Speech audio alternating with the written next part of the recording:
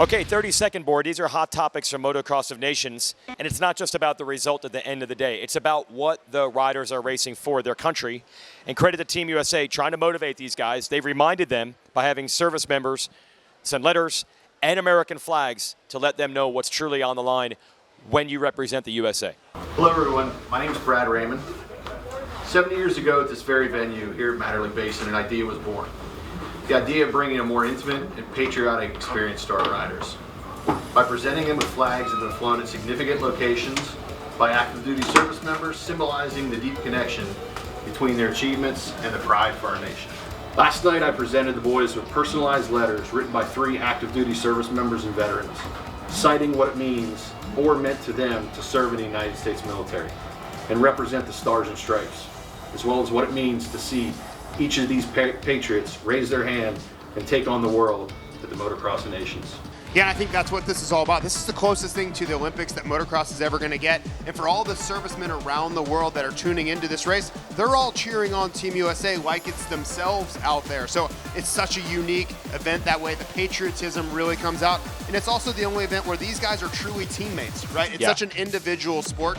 The team aspect and the camaraderie behind the American flag means a lot, not only for the racers, but it means for everybody watching. Yeah, because it's a common theme when they're trying to pick the team at the end of the year. You hear all these return on investment, the amount of time and how much effort this is at the end of the year to do this. It's not really about numbers on paper. It's about that camaraderie and letting the service members let them know how much they appreciate it as part of that, and then organizing it. It's a much better organized Team USA effort than what you and I saw, for example, at Redbud in 2018. And part of that is the rules are different in these races internationally. And shout out to the AMA and Team USA for saying we're going to have a private meeting with the FIM to explain all the rules we're not used to all year long. Yeah, things like jumping under a waving yellow flag and having to be in parc fermé with a certain amount of time, and are you allowed to have your mechanic go up to the starting line with you? All those little subtle nuances that can cost you positions or can catch you out by surprise on Saturday and Sunday. If you don't know, there's a really strong chance you're going to incur a penalty at a race like this. Yeah, 6 years ago, here in our Redbud, there were inside good gates that Team USA didn't pick because they didn't even know. This year it was so organized, they saw Jorge Prado's mechanic about to put a towel on the starting gate, and they knew the rule said if that towel touches the gate, we are protesting Spain. It has come so far with their knowledge of the rules. So shout out to everyone at Team USA who's organized this. And maybe at the top, of course, the AMA's Mike Pelletier. Then another obstacle. Remember that Webb and Tomac were late additions. Here's a little idea of the logistics to get to bikes and everything here late. Here at Mike Pelletier of the American Motorcyclists Association, we've got a really cool setup here in the Team USA portion of the paddock, but it looks easy when it's all done.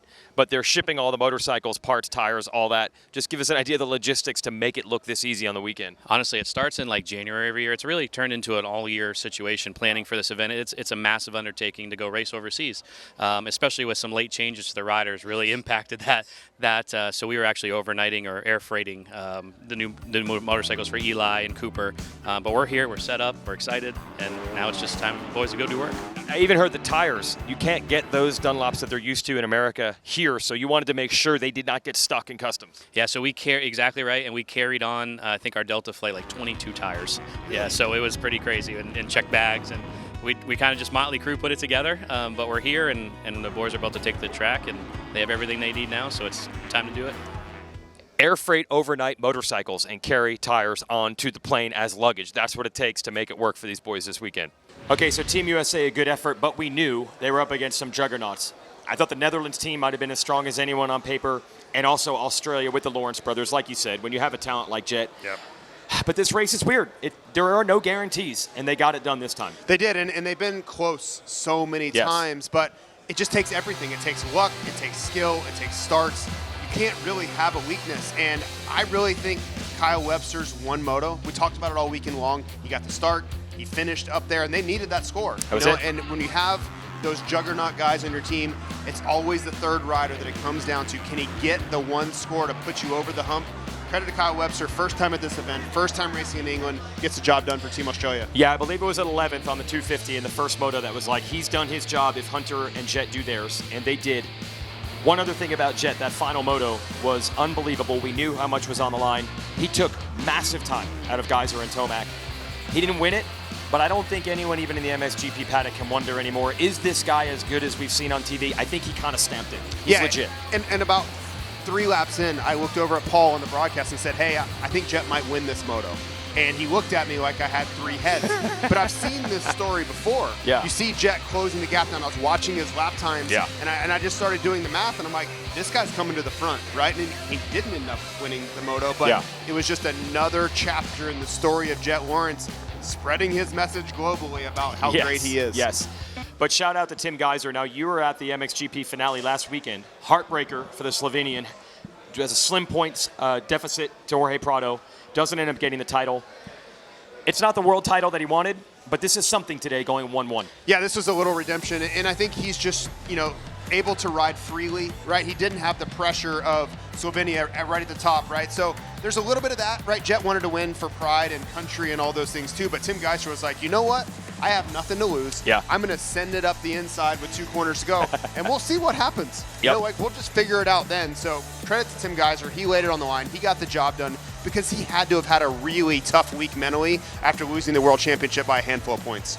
Okay, so coming in, I had already mentioned, I think that Australia and the Netherlands maybe had the talent coming in. I thought Team USA had grit, the way they had patched this together. But the French team is always formidable because of their consistency. They're always greater than the sum of their parts. And it looked that way yesterday, but it actually went the opposite today. They shot themselves in the foot several times, uncharacteristically. Yeah, and you look at the streak they went on. Yeah. 2015, 2016, when they could do no wrong. Yep. Everything was going their way. This was almost a reversion to the mean, Yeah. where the things that could go wrong did go wrong. Roman Febvre suffers an injury in that final moto. Maxime Renault is crashing. Tom Vialle can't get his patented starts. Yeah. And that's all the things that they would have avoided on a day like today and ridden off to glory.